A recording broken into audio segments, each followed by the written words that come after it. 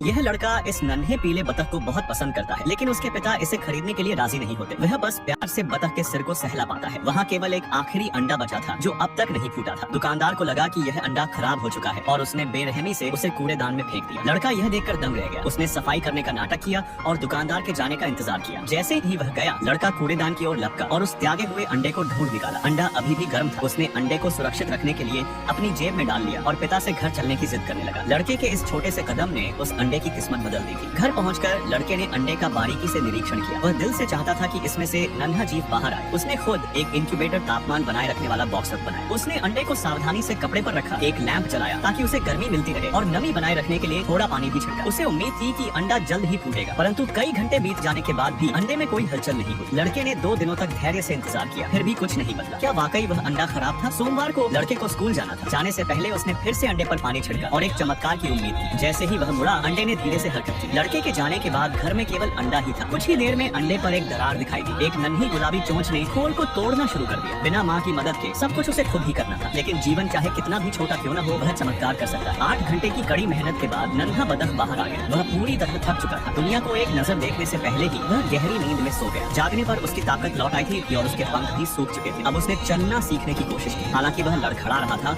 और बार बार गिर रहा था, पर उसने हार नहीं मानी। वह इस अनजान दुनिया में आगे बढ़ने लगा। जल्द ही वह मेज से नीचे गिर गया, पर खुशकिस्मती से वह एक नरम चीज पर गिरा। उसे डर लग रहा था और उसे पता था कि सुरक्षित रहने के लिए उसे अपनी माँ को ढूंढना होगा। नन्हा बतख पलंग के नीचे पहुंचा। वहाँ रखे अजीब गरीब खिलौनों को देखकर वह सहम गया। तभी उसका पैर एक खिलौने पर पड़ा, जिससे एक के बाद एक खिलौने चलने लगे। खिलौनों की आवाज और हलचल से वह घबरा गया। उसने भागने की कोशिश की, पर एक रोबोट मकड़ी और बड़े दांतों वाले खिलौने ने उसका पीछा किया। वह डर के मारे पलंग के नीचे से बाहर निकल आया। तभी उसकी नजर एक हरे रंग के ऊनी स्वेटर पर पड़ी। वह बिना सोचे समझे उसके अंदर घुस गया, जहाँ उसे बहुत सुकून मिला, जिससे वह वहीं